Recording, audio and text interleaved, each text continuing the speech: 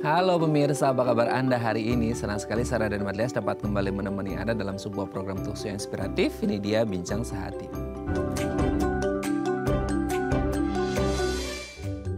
Ya pemirsa, mungkin Anda sudah tidak asing lagi dengan istilah obat penenang ya. Nah ini memang digunakan untuk memberikan efek tenang, efek tidur bagi orang-orang yang mengonsumsinya. Terutama kalau mereka mungkin lagi ada masalah tertentu, terutama masalah kesehatan atau jiwanya gitu ya. Mereka biasanya mengonsumsi obat penenang. Tapi kayaknya sih memang nggak boleh dijual sembarangan ya di apotek karena harus menggunakan resep dokter. Jadi harus semua dosisnya, porsinya segala macamnya harus diatur, tidak boleh sembarangan. Nah inilah topik yang akan kita bahas hari ini yaitu tepat gunakan obat penenang. Nah kalau ngomongin tentang penenang, sesuatu yang menenangkan gitu ya.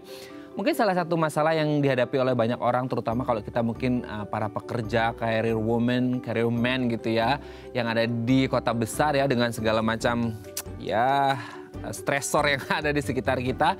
Salah satu yang bisa kita rasakan dampaknya kalau malam adalah aduh susah banget nih buat bobo gitu ya, susah banget buat tidur alias insom atau insomnia. Nah kita akan membahas terlebih dahulu nih pemirsa beberapa mitos atau fakta seputar insomnia. Kita lihat yang pertama ya. Oke.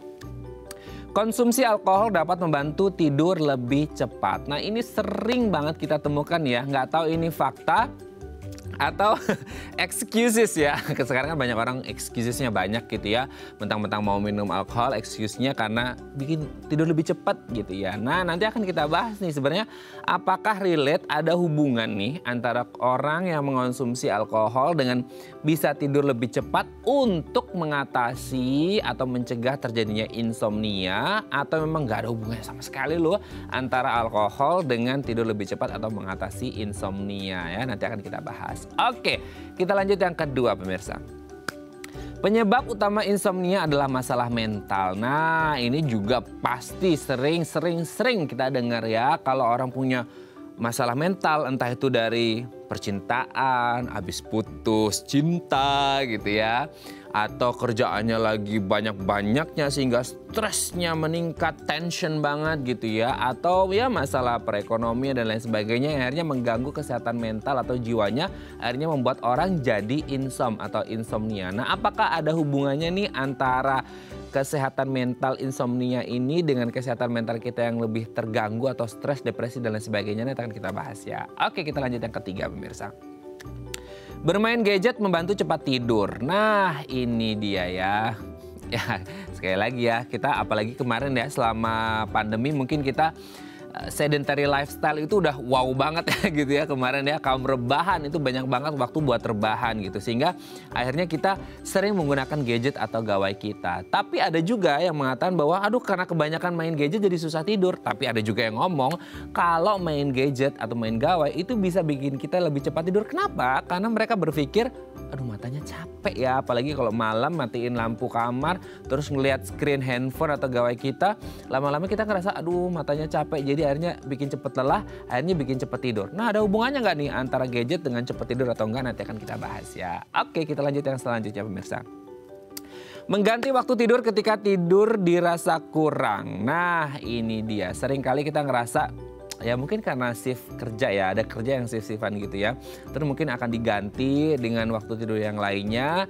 Nah sebenarnya kan kita punya rentang waktu ideal ya untuk tidur antara 7, 8, sampai 9 jam gitu ya. Untuk ukuran orang dewasa gitu. Nah apakah kemudian ketika kita kena insomnia gitu ya. Wah nggak bisa tidur di jam segini. Jadi semalam itu cuma 4 jam. Apa nggak bisa diganti sih 3 jamnya gitu. Nanti akan kita bahas ya. Oke kita lihat yang kelima atau yang terakhir nih pemirsa. Tidur siang membantu mengimbangi insomnia. Nah ini relate sama yang poin sebelumnya tadi ya, nomor 4, bahwasanya ketika orang nggak bisa tidur malam, mereka bisa rapel gitu ya. Di siang hari, malam kurangnya 4 jam, ya udah siang harinya tidur 4 jam. Gitu ya. Jadi akhirnya siklusnya agak berubah nih. Ya, yang biasanya kita 7-8 jam semalam tidur, tiba-tiba harus digantiin sama siang hari gitu, 4 jam. Supaya apa? Ya supaya 8 jamnya terpenuhi. Nah, ini satu hal juga yang perlu kita ketahui bahwa ternyata ada yang bilang dengan tidur siang ini bisa mengganti waktu tidur malam kita yang terganggu gara-gara insomnia. Oke, itu tadi beberapa mitos fakta seputar insomnia dan kami akan membahasnya sesaat lagi. Tetap bersama kami di Bincang Sehati.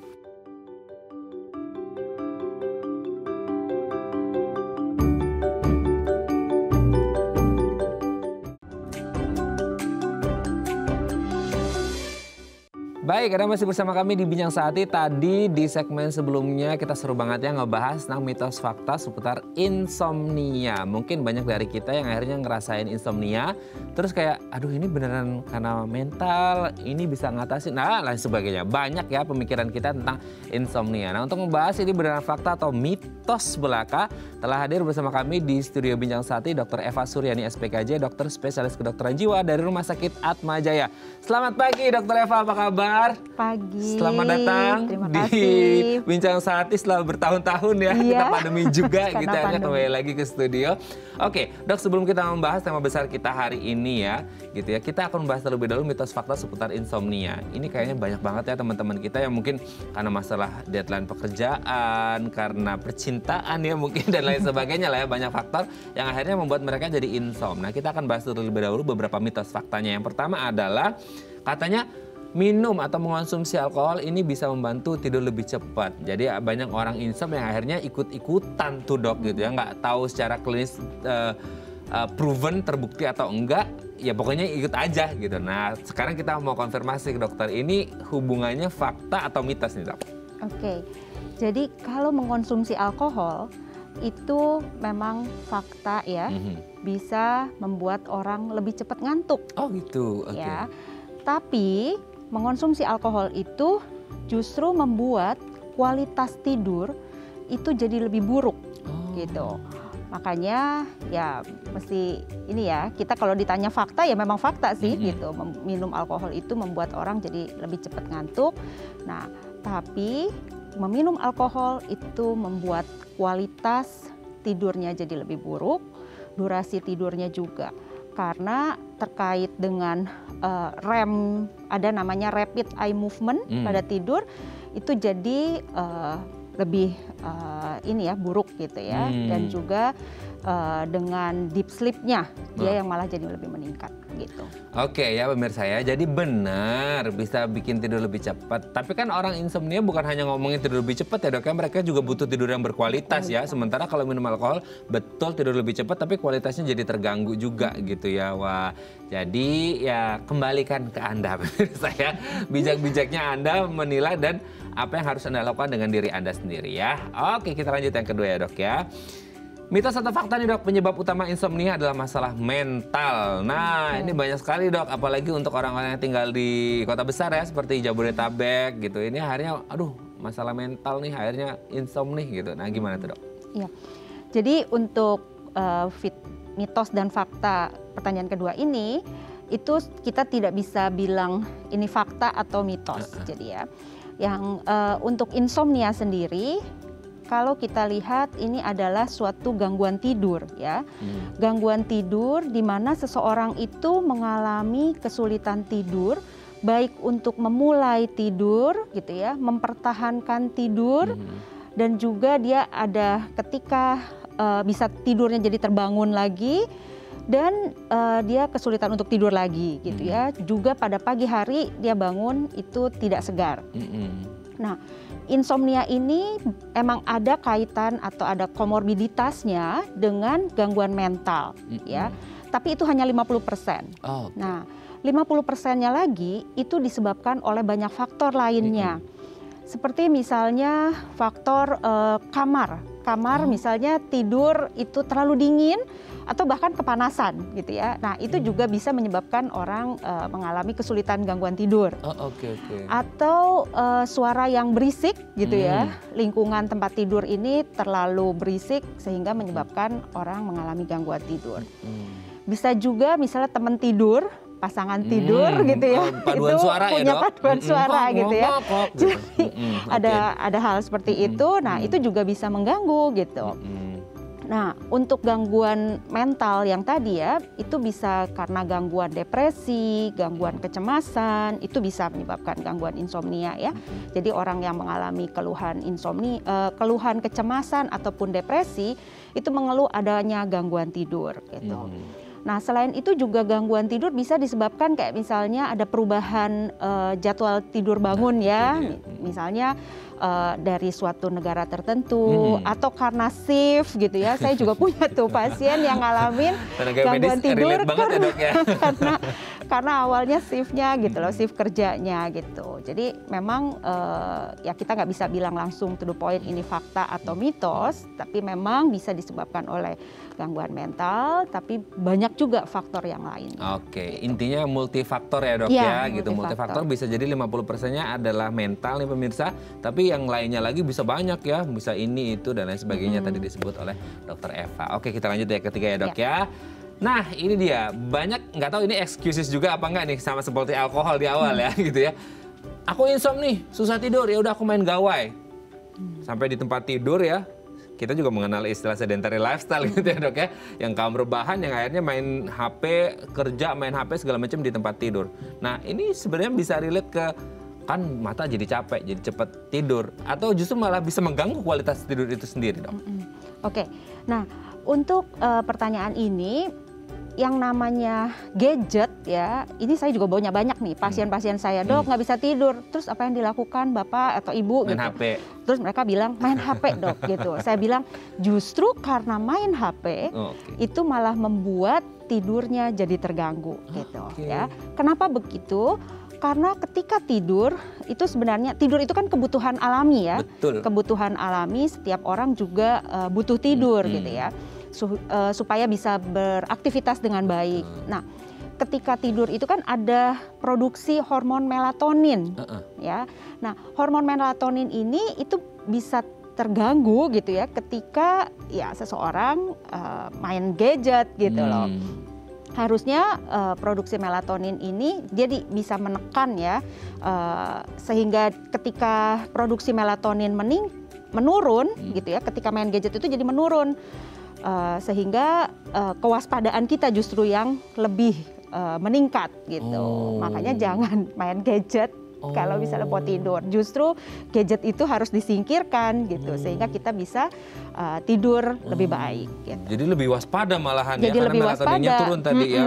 Jadi matanya lebih terjaga ya matanya. Lebih terjaga, betul. Oh tuh pemirsa, nggak boleh ya sekarang excuse lagi main HP ya dok ya. Oke, kita lanjut dok. Yang selanjutnya adalah mengganti waktu tidur ketika tidur dirasa kurang. Nah ini ada yang rapel gitu ya. Gimana tuh dok? Itu memang alami juga ya, ketika orang bilang, aduh semalam saya nggak tidur. Kalau misalnya malam saya nggak tidur berhari-hari lagi dok, gimana dong gitu ya. Terus apa yang dilakukan? Ya akhirnya saya jadi tidur aja di siang hari, apalagi kalau pada saat WFH ya. Betul. WFH kan jadi bisa gitu ya, sambil tiduran, sambil apa. Nah, saya bilang justru perilaku seperti itu tidak benar ya. Jadi fokus kita ketika kita kesulitan tidur itu justru fokusnya adalah tidurnya di malam hari, bukan di siang hari gitu ya. Walaupun orang cenderung pengen bayar hutang gitu ya, dan memang orang lebih ngantuk sih gitu ya. Kalau misalnya berhari-hari nggak tidur ya pasti kan badan kita lelah ya. Tapi tetap fokusnya itu kita perlu tidurnya di malam hari gitu ya. Karena alaminya produksi melatonin juga di malam hari, bukan di siang hari gitu. Bukan di siang hari ya. Seperti itu. Oke, terjawab nih pemirsa ya. Kita lanjut yang terakhir nih dok. Nah ini hubungannya dengan yang poin keempat barusan ya. Tidur siang itu bisa membantu mengimbangi insomnia ya. Mungkin karena malamnya cuma 4 jam gitu ya, akhirnya ya udahlah besok bayar utang tadi dokter gitu ya, balas dendamnya besok deh tidur siang, kan sama aja 24 jam ini kita habisin 8 jam buat tidur gitu. Nah apakah sama kualitasnya dok antara yang malam sama tidur siang hanya untuk embel-embel mengimbangi insomnia gitu? Ya tentunya sama ya dengan pertanyaan yang keempat tadi. Jadi tidurnya itu fokusnya adalah di malam hari. Memang kebutuhan orang umumnya untuk tidur itu baiknya ada dari segi kuantitas juga kualitas. Betul. Nah, untuk kuantitas sendiri tidur itu rata-rata kebutuhan orang tidur itu antara 6-7 jam, ya ada yang 7-8 jam lah ya gitu. Tapi ada juga orang yang misalnya tidurnya tuh membutuhkan waktu lebih singkat. Dan itu mereka tidak perlu diterapi gitu ya, karena mereka bilang memang short sleeper gitu ya. Tapi juga ada yang membutuhkan waktu tidur lebih lama gitu. Jadi kalau yang short itu antara 3 sampai 4 jam gitu ya. Tapi ada juga yang membutuhkan waktu tidur lebih lama, lebih dari 10 jam, bisa 10 sampai 11 jam. Nah, seperti itu. Jadi untuk tidur sendiri memang yang paling penting kita bisa sebenarnya kedapatan kedua-duanya, baik dari segi kuantitas maupun kualitas. Nah, tapi kadang-kadang yang soal kuantitas ya itu tadi ada kebutuhan yang lebih singkat, mereka oke-oke aja kok gitu. Tapi mereka punya tidur yang dalam atau deep sleep-nya tadi itu. Tapi itu karena kesehatan, dokter menyebut oke-oke aja. Tapi itu sebenarnya karena kesehatan mereka oke atau karena habit sih dok? Mereka bisa tidur sebagai short sleeper itu 3-4 jam. Ya ada yang karena kebutuhan tiap-tiap orang beda-beda sih gitu loh. Ada yang memang terbiasa seperti itu ya.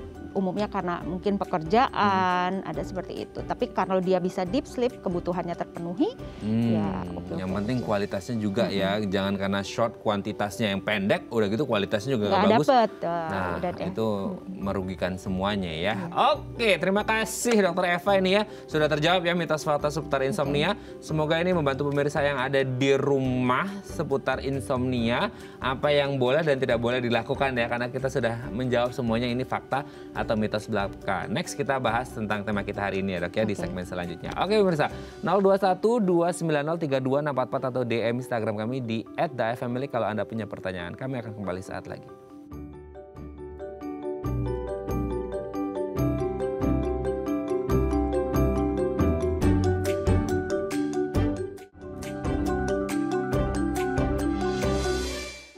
Baik, Anda masih bersama kami di Bincang Sehati. Kita masih membahas tema kita hari ini, tepat gunakan obat penenang ya. Jadi kalau Anda mungkin ya sedang di masa atau di kondisi yang kayaknya aku butuh obat penenang deh. Atau Anda kebetulan saat ini sedang mengonsumsi obat penenang.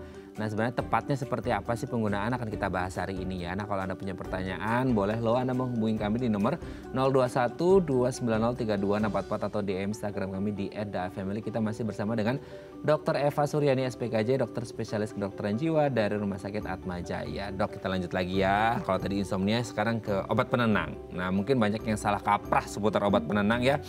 Karena mungkin akhirnya banyak yang disalahgunakan juga gitu ya. Kita sering melihat ya, terutama untuk public figure yang biasa terblow up tuh ya. Akhirnya ya satu dan lain hal terjadilah seperti itu. Nah kita akan meluruskan hari ini ya dok ya. Termasuk juga bagaimana tepat menggunakan obat penenang. Boleh dijelaskan lagi nggak sih dok, obat penenang ini seperti apa? Atau apa sebenarnya obat penenang ini gitu? Ya.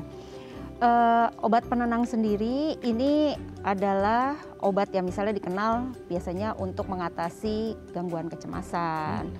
Lalu ya suatu senyawa lah ya, suatu senyawa yang memang efeknya itu bisa menenangkan gitu ya, dan juga bisa membuat tidur gitu ya. Ini suatu obat penenang biasanya ada 3 golongan. Jadi ada golongan benzodiazepin dan ini yang paling umum atau paling banyak dikenal di masyarakat gitu ya. Tapi juga ada golongan lainnya seperti golongan barbiturat ataupun senyawa lainnya gitu. Tapi yang paling banyak dikenal oleh masyarakat adalah golongan benzodiazepin. Oke. Tapi kan banyak orang juga yang akhirnya orang awam ya dok ya, orang non medis ini kan bahasanya pasti ya bahasa umum gitu. Akhirnya orang menyebut bahwa obat penenang yaitu obat tidur, biar bisa cepat tidur gitu. Ibarat kata mungkin seperti bius gitu ya, membius supaya bisa cepat tidur dan tidurnya bisa lebih lama dan berkualitas. Tapi apakah obat penenang itu selalu identik dengan untuk biar bikin orang tidur atau itu menjadi salah satunya aja gitu? Ya. Jadi obat penenang itu tidak hanya efeknya untuk menidurkan gitu ya, tidak hanya efeknya menidurkan. Tapi obat sesuai dengan namanya tadi kan bisa sebagai untuk menenangkan pada pasien misalnya dengan gangguan kecemasan, pada pasien dengan serangan panik gitu ya. Pada pasien dengan kejang demam itu juga bisa diberikan gitu ya. Golongan benzodiazepin ada yang fungsinya untuk bisa kejang demam juga. Biasanya kalau demam paracetamol ya dok. Untuk kejang demam bisa digunakan untuk golongan penenang ini. Lalu bisa juga status epileptikus gitu ya, itu juga bisa. Bisa juga digunakan untuk sindroma putus alkohol. Gitu. Itu juga bisa kita gunakan golongan penenang ini. Gitu. Oke. Nah, kalau selama ini kalau kita ngomongin obat ya dok ya, lagi-lagi kita mewakili masyarakat awam. Obat ini adalah sesuatu untuk membunuh virus lah, bakteri. Kalau bakteri lebih ke antibiotik ya, bagian jadi obat juga gitu.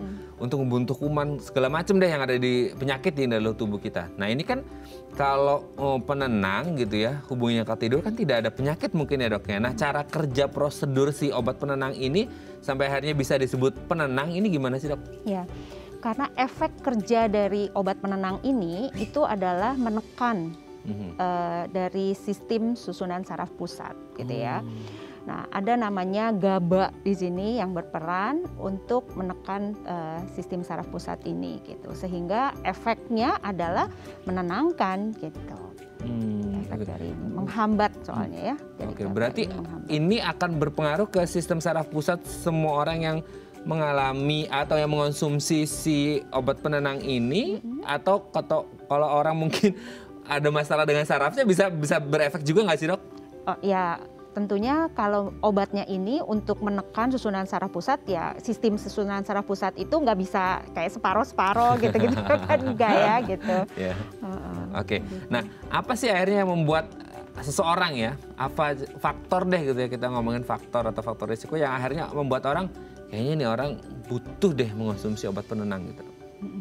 Jadi tentunya untuk obat penenang ini perlu atas indikasi ya, atau atas indikasi penggunaannya. Jadi ketika seseorang mau menggunakan obat penenang ini perlu konsultasi dulu ya. Jadi itu pada dokter tentunya setelah melakukan pemeriksaan lalu melihat kebutuhan, adanya kebutuhan pada pasien ini untuk diberikan obat penenang gitu. Jadi jangan jadi dokter sendiri gitu ya, pasiennya jadi dokter sendiri. Jadi dokter, ya kan? Atau misalnya beli obat tapi di online gitu ya, karena kan sekarang banyak nih gitu ya, nggak bisa keluar nih gitu, belinya online deh. Nah hal seperti itu juga sebaiknya dihindari ya, karena perlu tepat nanti pemberian dosisnya obatnya, jenis obatnya gitu ya, itu juga perlu dokter yang merekomendasikan. Gitu. Ya karena sekarang banyak ya dok ya, kita tidak bisa menutup mata bahwa banyak yang self diagnosis, dokternya dokter Google, shopping dokter, ya, gitu. Banyak. Jadi semakin kita mencari tahu, semakin kita panik gitu, semakin cemas. Wah ini kok penyakitnya banyak banget ini ya, gitu kan ya. Nah, tapi berkaitan dengan nggak boleh mendiagnosis sendiri, nggak boleh pakai resep sendiri gitu. Nah, sebenarnya dari umur berapa sih aman mengonsumsi obat penenang, atau semua range usia sebenarnya boleh-boleh aja gitu, atau gimana tuh? Itu tadi yang saya sempat sampaikan bahwa pada kejang demam, nah umumnya tuh kejang demam banyaknya juga pada anak-anak ya gitu. Jadi nggak ada batasan khusus sebenarnya bahwa obat penenang ini boleh diberikan di usia berapa sih gitu ya. Makanya tadi kembali lagi bahwa yang merekomendasikan itu adalah dokter, karena dokter punya pertimbangan secara klinis gitu ya, pertimbangan melihat dari apakah ini pasien memang bisa diberikan gitu ya atau tidak gitu. Memang melihat usia anak-anak, dewasa ataupun lansia gitu ya, itu kan memang perlu pertimbangan khusus gitu. Nah itu yang menarik dok, saya jadi kepikiran kalau ngomongin anak-anak yang katanya kejang demam bisa pakai obat penenang, atau lansia juga. Nah ini kan sama-sama ya sebenarnya, lansia sama anak-anak. Lansia pun ketika sudah ya lansia, mereka akan bertindak seperti layaknya anak-anak gitu ya. Lumayan sensitif, mungkin agak uring-uringan. Anak pun juga mungkin kayak kena tantrum gitu ya dok ya. Nah ini kan pasti kita hubungannya obat penenang, orang tua ini ya, mungkin yang awam ya dok ya. Anak ini ketantrum, ini susah banget, ya udah kasih penenang aja deh biar tenang. Itu juga aplikatif ke situ atau beda nih, beda kasusnya gitu? Beda. Jadi bukan untuk agitasi memang bisa ya. Jadi maksudnya untuk ada gaduh gelisah, obat penenang juga biasa bisa diberikan. Tadi yang saya sampaikan, jadi hati-hati menggunakan obat penenang ini gitu ya. Kita perlu melihat ini ada loh memang manfaatnya gitu ya, dan ini memang bisa diberikan gitu ya, baik untuk usia tertentu, tentunya sesuai dengan indikasi juga gitu ya. Dosis yang diberikan juga itu perlu dipertimbangkan oleh dokter tersebut. Gitu. Oke. Nah terkait dengan dosisnya sendiri ada standarnya atau tergantung nih kebutuhan dari masing-masing orang ini gitu? Ada masing-masing golongan obat itu kan ada yang namanya dosis terapi gitu ya, atau dosis maksimumnya. Ada dosis yang bisa menyebabkan efek toksik gitu ya. Efek toksik itu efek yang mematikan gitu ya. Jadi memang kita perlu hati-hati gitu. Dari satu obat yang punya banyak manfaat ternyata bisa sampai kalau overuse jadi malah toksik ya dok ya. Ini sangat mengerikan sekali. Nah kalau ngomongin obat penenang kan banyak mungkin yang ngerasa kayak ketika lagi nggak mood ya, lagi nggak enak nih, konsumsi obat penenang. Nah sebenarnya obat penenang ini hanya untuk short term aja, jangka pendek, atau bisa digunakan dalam rangka long term, jangka panjang gitu dong? Jadi obat penenang memang sebaiknya dikonsumsi untuk waktu jangka pendek ya. Umumnya kalau dari literatur atau dari penelitian-penelitian yang ada, itu sebenarnya penggunaan tidak lebih dari 4 minggu gitu ya. Walaupun pada kenyataannya memang bisa saja gitu ya pada kasus-kasus tertentu yang penggunaannya lebih dari waktu tersebut. Itu lebih karena, nah ini lagi dok ya, ini tolong konfirmasi lagi ya, mitos atau fakta gitu ya. 4 minggu kan standarnya, tapi banyak akhirnya yang pakai itu karena kebutuhan, atau ada yang bilang juga kalau once you consume obat penenang kita bakal edik gitu. Nah itu tuh gimana tuh dok? Iya, jadi memang obat penenang ini jika disalahgunakan gitu ya, jadi ada penyalahgunaan, itu bisa efeknya memang bisa efek alami ketergantungan gitu ya. Tapi tentunya dengan pengawasan dokter gitu ya, dengan penggunaan tepat dosis gitu, ini bisa kita hindari lah gitu ya efek tersebut gitu. Oke. Jadi lagi-lagi ya, kembali lagi, semua konsumsi obat termasuk obat penenang harus konsultasi ke dokter. Dosisnya yang pas seperti apa supaya dapat manfaatnya maksimal dan tidak menyebabkan dan tidak harus long term juga gitu, dan akhirnya bisa di abuse malah akhirnya ya tadi ketergantungan tadi ya dok ya. Oke, nanti kita akan lanjut lagi ya dok ya, ngobrolin tentang obat penenang ini menarik banget ya, karena mungkin banyak di luar sana yang akhirnya excusesnya banyak, akhirnya menggunakan obat ini untuk jangka panjang yang akhirnya kayak ya udahlah karena udah tahu dosisnya dari dokter, yaudah aku pakai terus tanpa konsultasi ke dokter, itu kan bisa bahaya gitu ya dok ya. Oke pemirsa, kalau Anda punya pertanyaan seputar tema kita hari ini di 021 290 3244 atau DM Instagram kami di @theifamily. Kami akan kembali saat lagi.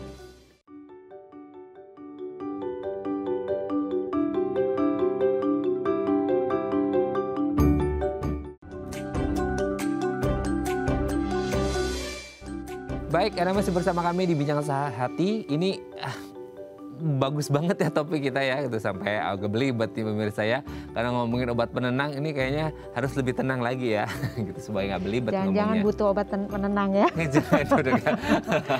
Oke pemirsa, ini langsung di-relate sama dokter gitu ya.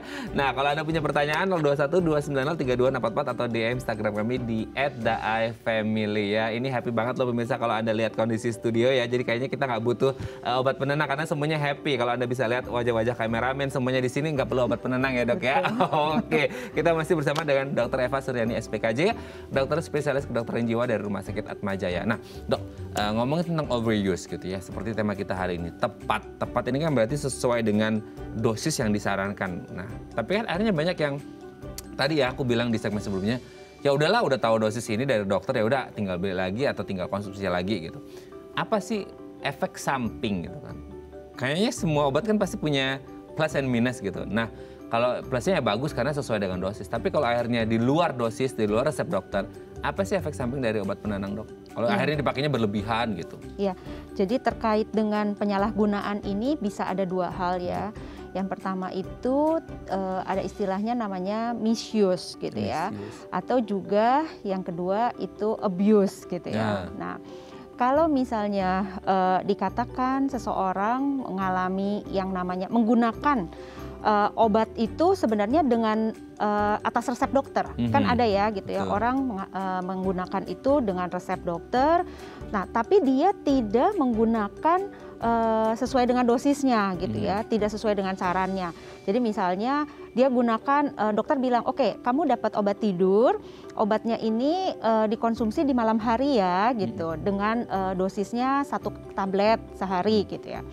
Tapi yang dilakukan oleh pasien ini dia justru minumnya misalnya dengan 2 tablet dan konsumsinya di siang hari gitu ya. Karena dia bilang, aduh saya kan gelisah nih gitu ya di siang hari. Banyakin aja deh biar cepat efeknya gitu ya. Jadi dia menggunakannya tidak sesuai. Nah itu kita katakan dia melakukan abuse gitu ya terhadap hal tersebut.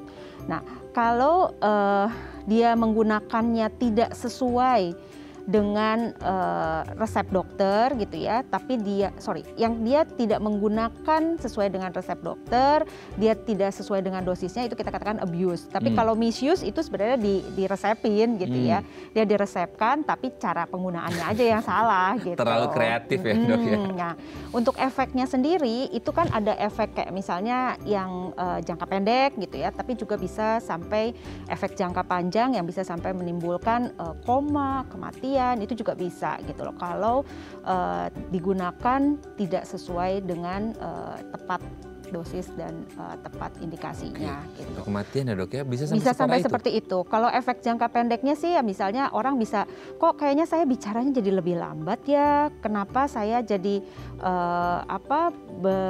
gerakan saya juga secara psikomotor bisa jadi lebih lambat gitu ya. Atau saya kok kayaknya sakit kepala gitu ya. Bahkan ada orang juga mengeluh efeknya itu udah minum obat tidur katanya menenangkan, malah jadi tidak tenang dan bisa tidur juga gitu. Itu juga bisa gitu. Ada yang bilang juga malah kayak gitu dong. Ya, dizziness gitu. Dizziness juga bisa gitu loh terkait itu ya efeknya. Makanya perlu konsultasi dengan dokter supaya dokter lihat apakah dia misalnya hipersensitif gitu ya terhadap obat tersebut. Juga misalnya dosisnya mungkin buat pasien ini terlalu tinggi gitu, atau jenisnya ternyata dia tidak bisa dosis yang misalnya short acting atau medium atau long acting. Nah itu penggunaannya seperti dok, itu. ini juga kalau nggak salah nih dok, tolong koreksi kalau salah. Saya juga pernah baca kalau nggak salah di artikel itu kayak bagi-bagian dari obat penenang itu ya terkait dosis sih sebenarnya. Kayak kalau untuk yang kira-kira nggak begitu parah mungkin yang dosisnya segini. Tapi kalau misalnya yang udah urgent banget, misal buat anxiety gitu segala macam, ada tuh yang obat yang mungkin dosisnya lebih tinggi sehingga akhirnya efeknya tuh lebih cepat kerasa. Itu memang ada yang jenis-jenis seperti itu dok? Jadi dosisnya prinsipnya sih startnya itu low, go-nya juga slow gitu. Prinsipnya seperti itu untuk pemberian dosis. Jadi disesuaikan ya. Jadi dokter pasti akan punya pertimbangan misalnya kondisinya pasien ini misalnya termasuk severe, berat gitu ya, sehingga perlu obatnya juga nggak bisa dosisnya rendah gitu ya. Nah itu perlu penyesuaian memang. Oke. Berarti memang ya high dosisnya, high effectnya juga gitu ya. Nah low juga sama-sama low gitu ya dok ya. Oke dok, kan ada juga tuh yang mungkin kita sering dengar ya, benzodiazepin. Nah itu kan yang mungkin sering orang agak abuse ya berarti jatuhnya di sini dok ya. Itu gimana tuh dok? Ya, benzodiazepin ini kan memang ada efek bisa ada efek menimbulkan efek adiksi gitu ya, efek ketergantungan. Untuk kriteria diagnosis sendiri benzodiazepine use disorder gitu ya, itu dari ada klasifikasi diagnosis namanya DSM gitu ya, dari American Psychiatric Association. Itu mengkategorikan kalau misalnya ditemukan adanya 2 atau lebih dari kriteria seperti misalnya ada gejala toleransi. Toleransi itu dia untuk mendapatkan efek yang sama, dosisnya itu perlu ditingkatkan gitu ya. Lalu yang kedua itu ada kayak gejala withdrawal, gejala putus zat ketika dia tidak diberikan senyawa tersebut gitu ya, obat tersebut, benzodiazepin dia tidak gunakan, dia ada alami gejala-gejala misalnya pusing, mual gitu ya, ada gejala efek samping dari benzodiazepin tersebut. Terus dia juga mengganggu dari aktivitas sehari-hari, ada konsekuensi yang negatif gitu ya, dia kehilangan kendali juga untuk tidak bisa menghentikan terkait dengan pengobatan tersebut. Jadi ada kriterianya gitu ya untuk seseorang mengalami gejala benzodiazepine use disorder ini. Gitu. Oke, Dokter Eva, sebelum kita lanjut ini ada DM Instagram ya. Kita akan bacakan nih dari Bu Santi ya. Dokter nggak usah nengok nanti tengleng dok. Saya bacakan aja ya dok ya. Dok, saya kan sedang mengonsumsi obat antidepresan sudah 2 tahun. Oke. Nama obatnya sertralin. Apakah betul obat tersebut bisa bikin kulit jadi lebih sensitif? Nah ini hubungannya juga dengan SPDV berarti ya. Gitu. Nah 2 tahun antidepresan, sertralin betul bisa bikin kulit jadi lebih sensitif. Bu Santi gimana dok? Oke. Nah, untuk sertralin ini sih sebenarnya terkait dengan kulit, menurut saya bisa banyak faktor juga ya gitu. Karena dalam pengalaman saya sih memberikan obat sertralin ini, saya nggak tahu nih bisa nanya-nanya nggak ya sama ibunya maksudnya? Nggak bisa ya DM ya. Jadi apakah hanya yang bersangkutan hanya mengonsumsi obat ini saja gitu ya? Memang gitu ya? Atau ada yang lain. Nah, obat itu memang kan bisa memiliki interaksi juga dengan obat lainnya gitu. Ya maksudnya obat sertralin apakah digunakan dengan ya maksudnya ibu ini ada menggunakan obat-obat penyakit medis lainnya. Nah, apakah ibu ini juga misalnya kulitnya memang sensitif gitu. Yang dimaksud dengan gejala gangguan kulit itu seperti apa gitu. Jadi masih banyak nih saya nggak bisa langsung menetapkan. Tapi kalau dalam pengalaman saya sih biasanya penggunaan obat golongan antidepresan ya salah satunya golongan sertralin gitu ya. Ada juga golongan lainnya misalnya fluoxetine. Ada golongan SSRI lah ya, ini termasuk golongan selektif serotonin reuptake inhibitor. Yang paling banyak dikeluhkan itu adalah terkait dengan gangguan gastrointestinal, gangguan terkait pencernaan. Itu yang paling banyak dikeluhkan oleh pasien gitu ya. Tapi mungkin ibu ini ada mengalami hipersensitif kali ya, jadi dan mungkin juga ada interaksi dengan obat lainnya gitu sehingga mengalami keluhan kulit gitu. Jadi sebaiknya sih konsultasi ulang ya, konsultasi ulang, sampaikan ke dokter yang meresepkan bahwa ada keluhan seperti ini biar nanti ditelusuri oleh dokter yang bersangkutan. Jadi kalau murni obat penenang ini hanya ke masalah pencernaan gitu ya. Kalaupun ini golongan antidepresan bukan golongan penenang gitu. Oh, bukan golongan penenang berarti. Golongan penenang. Oh, beda lagi berarti ya, Dok ya. Oke. Ini sebutannya golongan antidepresan ya, sertralin. Oh, beda ya ternyata ya. Oke, semoga bisa menjawab Bu Santi ya. Tetap harus konsultasi ke dokter untuk ditelusuri ada apa sebenarnya ya. Karena mungkin bisa jadi intoleransi obat antar obat mungkin bisa jadi manifestasinya ke kulit gitu ya dok ya. Oke, kita lanjut lagi. Nah ini yang menarik juga, nah kalau mungkin kasusnya Bu Santi adalah ke kulit. Nah takutnya adalah orang yang sering bertanya-tanya adalah yang mengalami dan butuh obat penenang itu kan tidak hanya dewasa produktif, anak-anak atau remaja, tapi juga mungkin saja ibu hamil, ibu menyusui yang relate ke bayinya, atau lansia juga gitu ya. Mungkin dari sisi metabolisme, degeneratif juga segala macam itu banyak. Itu bagaimana dok? Untuk ibu menyusui, ibu hamil, lansia itu gimana? Ya. Untuk ibu hamil sebenarnya mungkin bukan cuma obat penenang aja ya, tapi penggunaan obat-obat lainnya itu pada ibu hamil itu memang kita perlu melihat efek manfaat dengan resikonya gitu ya. Umumnya kehamilan trimester pertama biasanya kita hindari tuh pengobatan yang terkait, maksudnya jika tidak dibutuhkan gitu ya. Balik lagi ini pasti dengan rekomendasi dokter gitu betul. Ya. Nah untuk ibu menyusui umumnya sih cukup aman ya. Untuk ibu menyusui sih umumnya cukup aman. Nah, kalau pada lansia, ini memang seorang lansia itu mengalami proses tadi udah disebut misalnya degeneratif gitu ya. Fungsi organ juga untuk memetabolisme obat itu ada penurunan gitu ya. Makanya pada lansia biasanya dosis yang diberikan itu separuh atau bahkan bisa lebih kecil gitu. Seperti itu. Oke. Nah, kalau akhirnya ada nih udah terlanjur ya namanya orang udah baru nyimak perbincangan kita hari ini sama Dokter Eva. Udah terlanjur nih gitu ya, mungkin kayak Bu Santi tadi meskipun itu bukan masuk kategori obat penenang antidepresan gitu ya, udah 2 tahun nih dok, 2-3 tahun udah kayaknya nggak bisa, harus tetap konsumsi terus gitu ya. Entah benar-benar konsultasi ke dokter atau colongan gitu ya, akhirnya udah ketergantungan, addicted sama obat penenang. Apa sih yang harus dilakukan? Apakah memang bisa berhenti begitu saja? Atau ada terapi-terapi atau treatment khusus yang harus dilakukan supaya tidak terlalu ketergantungan, karena kan tadi bisa jadi ini overuse juga berlebihan, efek jangka panjangnya bisa bahaya, bahkan tadi dokter menyebut bisa kematian. Gimana tuh dok kalau akhirnya udah terlanjur ketergantungan?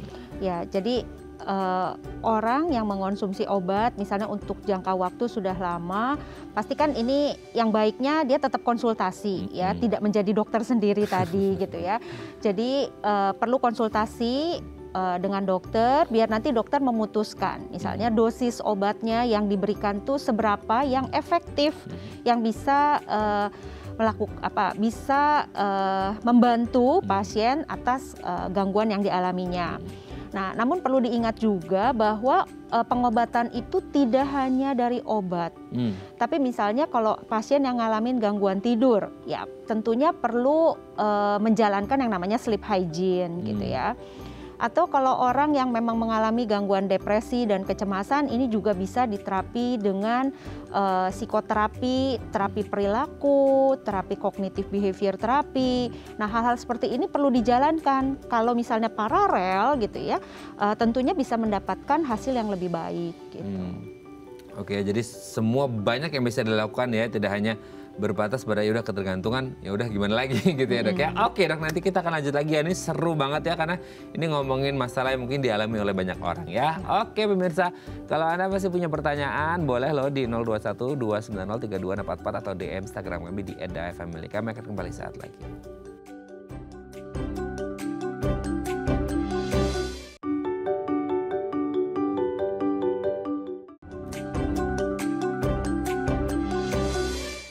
Baik, Anda masih bersama kami di Bincang Sehati. Kita masih bersama dengan Dr. Eva Suryani SPKJ, dokter spesialis kedokteran jiwa dari Rumah Sakit Atma Jaya. Oke dok, tadi kan sudah dijelaskan ya, di terakhir tadi pertanyaan terakhir adalah bagaimana caranya untuk menangani yang tidak tepat penggunaannya sehingga akhirnya addicted atau ketergantungan gitu, karena sifat adiktifnya.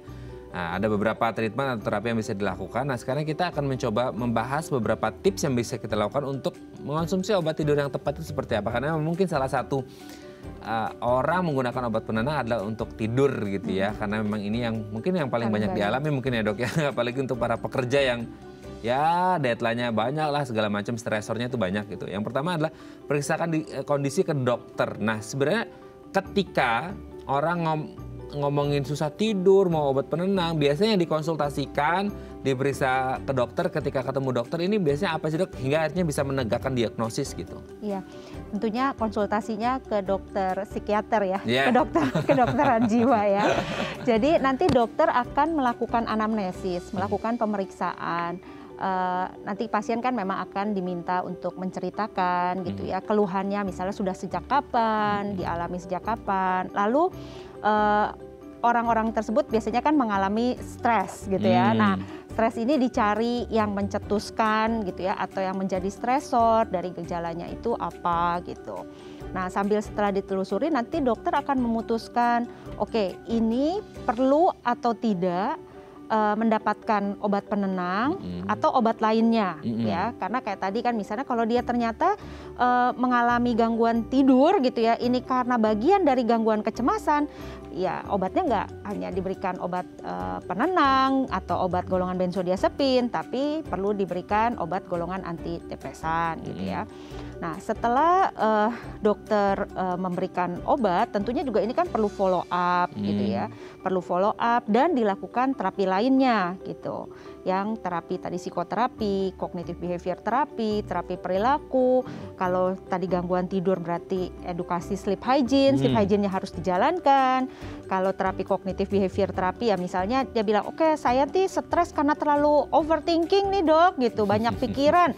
Ya sekarang kalau misalnya dia tidak mencoba untuk fokus, tidak mencoba untuk mindfulness, ya itu juga tidak bisa gitu ya. Jadi memang perlu ada sesuatu hal yang dilakukan, ada usaha lah gitu ya dari. Tidak hanya mengandalkan obat, tapi ada faktor-faktor yang lain juga ya. Karena ini ngomongin mental health issue gitu ya.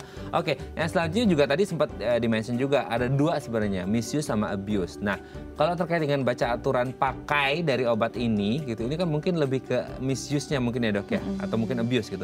Nah, ada yang akhirnya berpikir bahwa kalau minum obat penenang itu terjadwal, harus gini, atau sebenarnya sesuai dengan kebutuhan. Nah, kalau untuk misal pas lagi susah banget tidur baru minum, nah itu aturan pakainya sendiri itu seperti apa? Apakah memang harus rutin nih, disiplin dalam rentang waktu sekian, atau pas lagi muncul aja, atau gimana tuh dok? Umumnya pengobatan memang perlu tentu dengan sesuai anjuran yang diberikan ya oleh dokter. Jadi bukan minumnya seperti kayak misalnya gejala, oh saya sakit kepala, minum obat ketika sakit kepala aja gitu. Nah itu tidak seperti itu. Jadi obat untuk golongan gangguan misalnya penenang ini pasti akan diberikan untuk jangka waktu atau periode waktu tertentu. Misalnya ketika pasien datang lalu dia berobat ke dokter, dokter akan memberikan untuk jangka waktu misalnya seminggu. Setelah seminggu kembali lagi ya gitu. Nah dokter akan memberikan dosis obat umumnya kalau keluhannya bukan sesuatu yang berat sekali gitu ya, pasti diberikan dengan start low tadi ya. Start low dan juga go slow gitu ya. Jadi obat itu diberikan dengan edukasi juga. Nah setelah itu akan dievaluasi. Nah pemberian setelah seminggu itu nanti pasien datang lagi, dokter akan menanyakan setelah seminggu nih bagaimana perkembangannya gitu. Apakah sudah ada perubahan atau belum gitu. Apakah dosisnya ternyata jadi ditingkatkan atau dosisnya tetap dipertahankan dulu. Karena namanya pengobatan itu ada yang periode, disebutnya itu periode fase akut gitu ya. Ketika orang mengalami gejala-gejalanya itu timbul dan orang kan ingin gejalanya ini bisa teratasi gitu ya. Nah fase akut itu ya memang antara 8 sampai dengan 12 minggu gitu umumnya. Nah kalau pengobatan obat-obatan jangka itu biasanya golongan depresi sih, depresi atau kecemasan yang biasa kita fase akut, lalu setelah fase akutnya teratasi, kita nanti ada fase yang namanya menstabilkan juga gitu ya, sambil fase maintenance. Nah, umumnya itu bisa 6 sampai 12 bulan kalau gejala depresi, gangguan kecemasan itu bisa sampai selama itu. Makanya tadi yang kas DM tadi bisa sampai 2 tahun gitu ya. Mungkin pengobatannya ini apa ya? Ya saya nggak tahu seberapa sering pasien ini konsultasi gitu ya, karena itu juga akan menentukan biasanya sih umurnya 2 minggu sampai sebulan sih konsultasi. Jadi agak kagetku juga tadi 2 tahun gitu ya. Oke dok, sebenarnya masih banyak yang harus kita bahas ya dok ya, tapi waktu juga ini nggak kerasa ternyata ya, 1 jam loh udah kita ngobrol dok sama dokter Eva, karena ini memang masalah yang relate banget sama kita, apalagi yang tinggal di kota besar gitu ya. Sekali lagi terima kasih dokter Eva, ini menjadi insight baru untuk kita. Semoga teman-teman ya di rumah yang punya ya insom atau ya butuh obat penenang ini bisa tepat penggunaannya. Terima kasih dok. Sama-sama. Sehat selalu, salam untuk keluarga di rumah dan teman-teman di Rumah Sakit Atma Jaya. Selamat pagi ya dok ya. Terima kasih. Oke pemirsa, itu tadi perbincangan kita dengan dokter Eva. Semoga bermanfaat ya. Sarah dan Matias pamit. Sampai jumpa dan selamat beraktivitas kembali.